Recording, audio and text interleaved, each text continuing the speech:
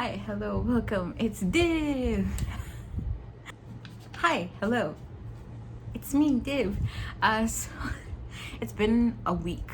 I'm so happy that I only took a week off because of uni stuff, and so I am very happy to be filming this video. I feel really happy filming. I don't know why. It's just the build up to filming is always so like but actually filming is like really fun. It's really fun. I don't know. So yes, hello, welcome. So I'm going to be doing two book tags. The first one is the Undas book tag by the wonderful Kate, and the second one is the Meta book tag by the lovely Delfi. And I am very excited because the book tags sound so amazing, and I am doing this because also I am honored to call these two book tag makers my friends. It's just so surreal. So I'm just gonna get into the book tags. I'll be linking the original book tags in the description below, as well as their main mode of booking. Like Kate has a blog, Delphi has a YouTube channel, so I'll be linking those in the description below as well. So let's get into it. The first is the Undas book tag, and for the first prompt is Feast, a book with food on the cover. And it is no surprise that I am choosing With the Fire on High by Elizabeth Acevedo. I love everything Elizabeth Acevedo puts out. I thrive on the audiobooks that she makes because like they're so good. They're so good.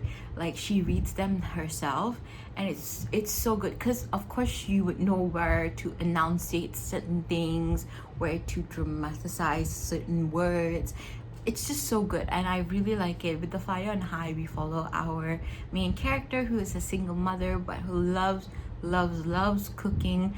And so in her school there is like a cooking class she joins, and we follow her journey. I can't say too much because then I'll spoil the book, but it's a really sweet contemporary, and I just love it very much. It gave me all the feels. I think I teared up in the middle somewhere, and I just love it so much. I'm so happy to own that book.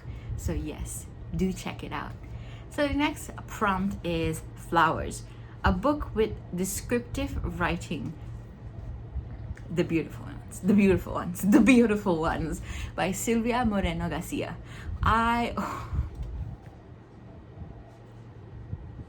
It's so good.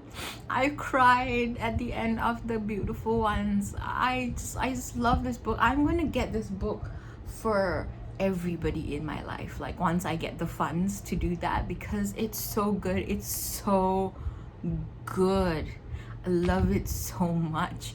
It's just chef's kiss. So I won't talk so much about The Beautiful Ones because I actually do have a review for it. It's in the description below, but I just love the descriptive writing of the period pieces, like the dressings and stuff, because I can, as somebody who sometimes has a hard time visualizing certain things in fantasy-esque type novels, this book made it easy for me to imagine. It made it easy for me to like, oh, okay, I understand what the writer is trying to say, and I picture it in my mind. Like, it's really good, so I'm really happy about that. Like, I highly recommend The Beautiful Ones by Silvia Moreno Garcia. So good, so good.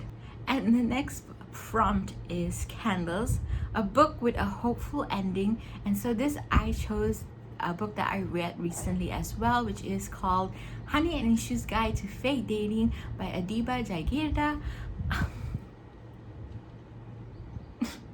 I haven't read the short story that comes with the book if you pre-order it. I haven't read it yet. I'm going to read it, but I love Honey and Issues so much, and like the ending of the book fills me with so much joy and happiness. I love this book so much, and also the South Asian rap is so on brand. Like, I could relate to so many things in that book as a Desi myself, and it was just so good. It was so good. I just enjoyed it so much. So it is a fake dating trope type of book, which I love. It's a sapphic book, and I just adore this book with all my heart, and I just love it so much. I just love it. Anything Adiba puts out, I'm just gonna always buy it because it's so good. I only say one thing, and it's so good. It's so good because they are so good. So the next prompt is Cemetery, a book that deals with themes of grief. And for this, I chose The Death of Vivek Oji by Aweki Imizi. This book tore me inside out.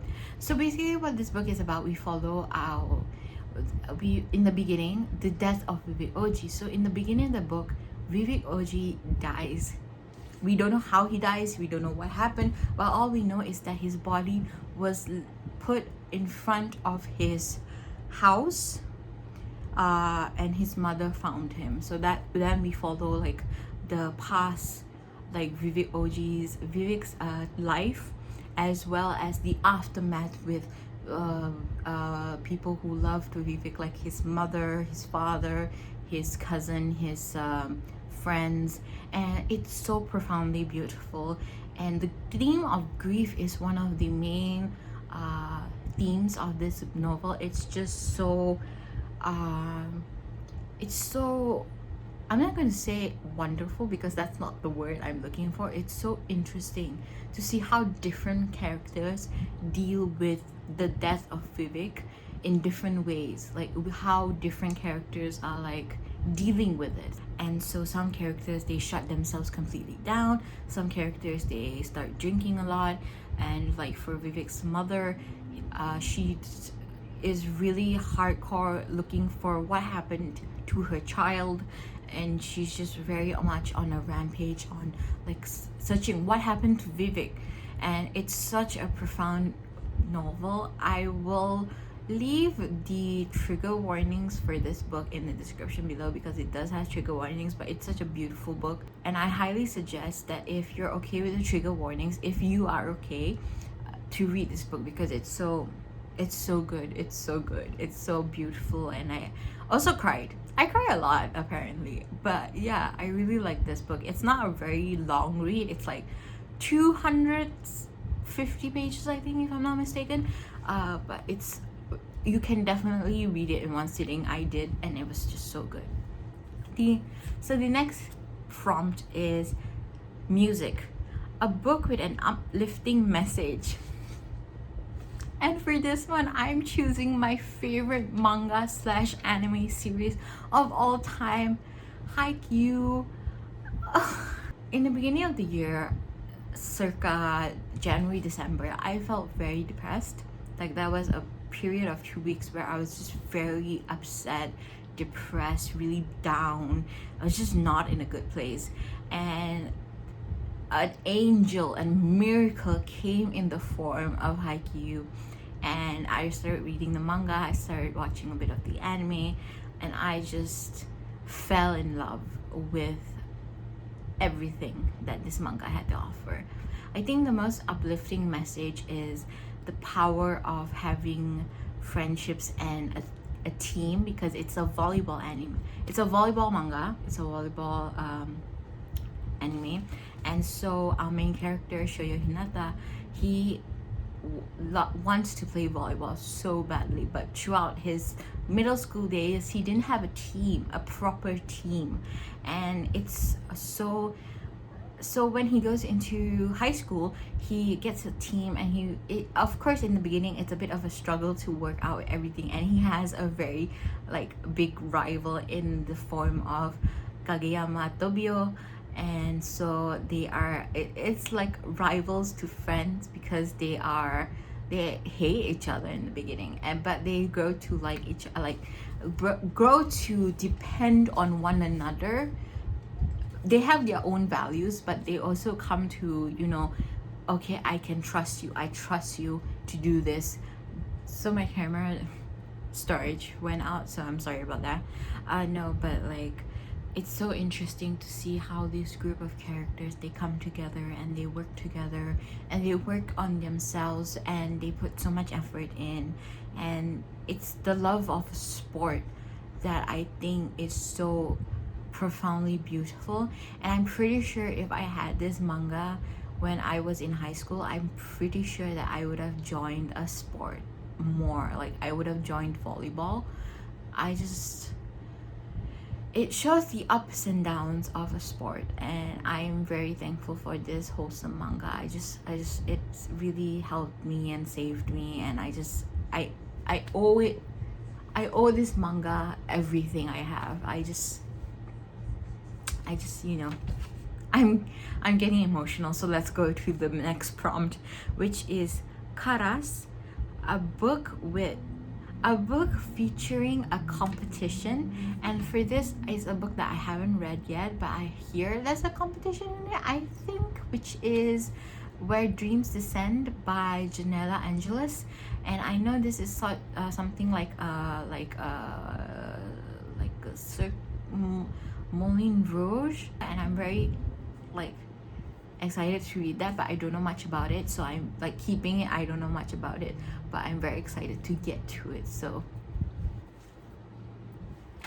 the last one is Family, a book with ancestral ties, and for this we have Cemetery Boys by Aiden Thomas. I adore this book. So good. The character development, the relationships, the message of, they are traditions, but traditions are meant to be revisited with the time period. I'm not making sense. I'm just saying that traditions are sometimes meant to be amended. That's what I'm trying to say. Because traditions are something that it's passed down from generation to generation, but each generation can make its modification to it so that you have the traditions, you have these things that your ancestors have given you, but also it's also your own personality to it. Is that I'm trying to say? I don't know if I'm saying it right, but that's what I'm trying to say. So that is the Undas book tag. I thank you, Kate, for creating such a wonderful tag. And now I'm going to be doing the meta book tag. So the first one is Middle Grade, Your Childhood Fave Book. So this is, unfortunately, I'm not going to give credit to the book that should not be named, so screw that. But my favorite childhood book is something that I read in the earlier part of high school, which is Percy Jackson, the Percy Jackson series. I think I held that as a lifeline. That was my comfort series because it was so Percy Jackson is a story about a bunch of kids that are, they don't fit into the real world, and because of certain reasons they're demigods and stuff. So I always used to feel that was so comforting to me because I didn't fit in really that well in high school. I was very much a nerd. So I was just it gave me comfort to know that you're not alone in what you're feeling. It's fine. So I just love that book so much. That book series is very much of a comfort. It's you're sitting by a fire and it's snowing or it's raining really heavily. It's so cold. You're sitting by a fire. You're eating soup. This is what Percy Jackson gives to me. So the next prompt is YA, a hype book that lived up to your expectations. And for this, I have to say Beyond the Ruby Whale by Mara Fitzgerald. It was one of my most anticipated releases for last year, and it was so good. It was so good. So Beyond the Ruby Whale is about this one, our main character, and she's basically very power driven. She wants to have a lot of power, so in the beginning of the book, she's getting married to her best friend, but they don't love each other like that because they're both gay, and so she's just marrying him because she wants the power that his family can give her. So then please excuse the dog barking. I am so sorry. So in this world, we have a magical being. I totally forgot because I read this quite some time ago. Is magical being who can create water by using the blood of people who have like a birthmark on your skin. So basically, you sacrifice yourself, and this magical being will transmute your blood into water, and that's how this city gets its water supply. But so our main character has gotten this birthmark, and so she's like, no, I'm not sacrificing myself, no way. So she goes on with the wedding, and this magical being comes on her wedding day, and she accidentally kills this magical being, our main character. So this is a story about how she has to make sure that, you know, her city doesn't crumble into it. And this is such a good book because the main character is an anti-hero. Like, you can see her transcendence to maybe a villain in some cases. It's a sapphic book, but it's not so heavily emphasized on the romance in the first book. I'm very excited for the sequel, and it's just, there was a plot twist. I was not expecting certain things in the book. I was just very much on the ride, and I read this in one sitting. It was so good. I really loved it. I cannot wait for the sequel. Mwah! So lovely. So the next one is New Adult, a book that you had your doubts on. And for this, I don't really have a book because I have a reason. Because I live in the global south, books are really expensive. So I have to pick and choose my books really wisely because books are expensive, and I cannot afford to pick a book that I'm not going to love, because then that is like money gone. You know what I mean? So I always do a lot of research into the books that I'm buying, making sure that, okay, this is something that I really want. So I don't have the privilege of like doubting whether or not I would like this book or not because of that. So I don't really have a book that I have my doubts on. And this is not to get sympathy or anything. It's just how life is in the global south. So that's why I don't have this I don't have a book for this prompt. So yeah. I'm very sorry, Delfi, I couldn't answer this question. Please forgive me. So the next prompt is adult, a book that intimidates you. Grace of Kings by Ken Liu. Grace of Kings by Ken Liu. I'm intimidated as fuck of it, this book, because this book is a thick ass mofo. And the fact that it's a trilogy and all the books, they progressively get thicker. Yeah, I'm very intimidated by this book, but I really want to read it, but I'm also like really scared to read it at the same time because my friend Sel, they said that this book was a bit dry-ish. It wasn't dry, but there's a lot of information that's given in the book. So I'm very much like, my brain is not that big capacity. So I'm very intimidated by that. So yes, but I'm really hoping to get to that book soon. So yes. The next prompt is fantasy, an atmospheric book that transport you. The Beautiful Ones. I know that I shouldn't give another the same book, but this is in my defense, this is a different book tag. So it's okay. The Beautiful Ones, I love it. Mwah. I just adore it. It's so good. It's very atmospheric. It's very transportative. I had to read this book really fast because all I could think about was, I need to finish this book. I need to know what happens. Even though you kind of know what happens, but at the same time, you're just like, this is like fuel for my soul. So yes, the next prompt is sci-fi, a book that taught you something. Haikyuu. I know I'm repeating some books, but Haikyuu really taught me something in the sense that, you know, it taught me that if I have a goal that I want to succeed in, that I should go for it. That I should, you know, use a lot of my, that I should work hard for it but I shouldn't be like, oh, I don't think I can get to it, because it's like, no, you can achieve a lot of things. You know, you just gotta go for it. You just gotta take that first step. And I think Haikyuu really taught me that. It really gave me that kind of message that, you know, if you want something, just go get it. Nobody should ever tell you that, even though people tell you that, oh, this is not for you, this is not okay. Because our main character Shoyo Hinata, he wants to play volleyball, but he's short for a volleyball player, so a lot of people are like, oh, you're too short to play volleyball and stuff like that. But he tries his best, and he's like, he doesn't let anybody stop him. He just goes for it. And I think that's such a wonderful message that anybody can learn from, that you just go for your dreams, just shoot for the stars, you know, go for it. So I just really love this manga series as well. So the next prompt is Triller, a book that you couldn't put down.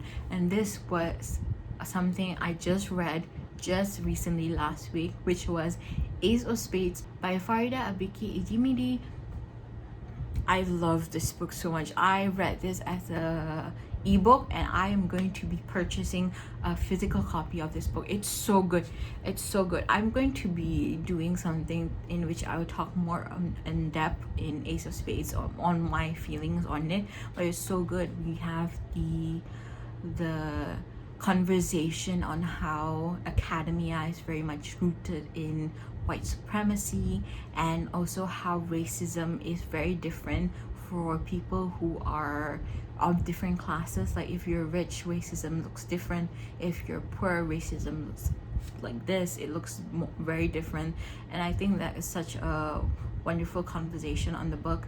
I really, it was a wild book. It was a wild book. Like I had to keep reading it, and I read it in one sitting. Like I just could, like my mom is like, what are you doing? And I'm like, I'm reading a book. And she's like, it's been hours. And I'm like, yeah. I am not stopping. So I just read that book. It was so good. It's so good. I love our main characters, Yamaka and Devon. I just love it. If Farida, if you ever see this, which I hope not, because this is embarrassing, if you ever release like a spin-off of what happens with Chiamaka and Devon as adults, I will eat that up. Like I will eat it up so fast. It's gone. Like you blink, I ate it, it's gone. What does that even fucking mean? Anything you put out, Farida, I'm gonna eat it up. That's just how it is. So then last prompt is contemporary, a book you could relate to. And for this, I chose The Weight of Our Sky by Hannah Alkaf. And the reason why I could relate to it is because personally, for me, the OCD rep in that book was what I was going through with my OCD at that time period. And it was so profoundly, it spoke to me. It was the first time that I felt seen. And also with the fact that The Weight of Our Sky is also a Malaysian book as well. It's about a Malaysian girl who has OCD. Hannah Alkaf is Malaysian. And so it was like I was seeing myself in a book, because I'm Malaysian and I had OCD.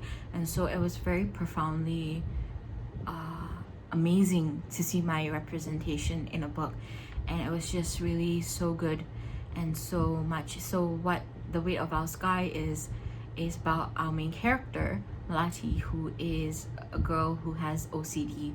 And also it takes place in the 1969 race riots of Malaysia. And so she's separated from her mother, and she tries to find her mother because the race riot is going on. She's very afraid because the OCD that Melati has, like the intrusive thoughts that she has, is about her mother getting killed in various different ways. And so she is very desperate to find her mother, and that takes place over the story. But the OCD rep personally, because everybody deals with OCD in very different ways, so somebody else who has OCD might read this book and say that the rap is not for them. totally understandable because, you know, OCD presents itself in many different ways, but personally for me, I felt seen by the book. So it's very profoundly beautiful when you see yourself represented in a book. It truly is. So that is the end of the meta book tag, and that concludes the video. Thank you so much to Kate and Delphi for making such wonderful tags. I basically tag you if you want to do it, with the viewer who's watching this. I tag everybody. If you have time, just do it. It's so good. It's such good book tags. So yes, thank you so much for watching. I am very grateful to all of you, and I will see you in the next video. Bye.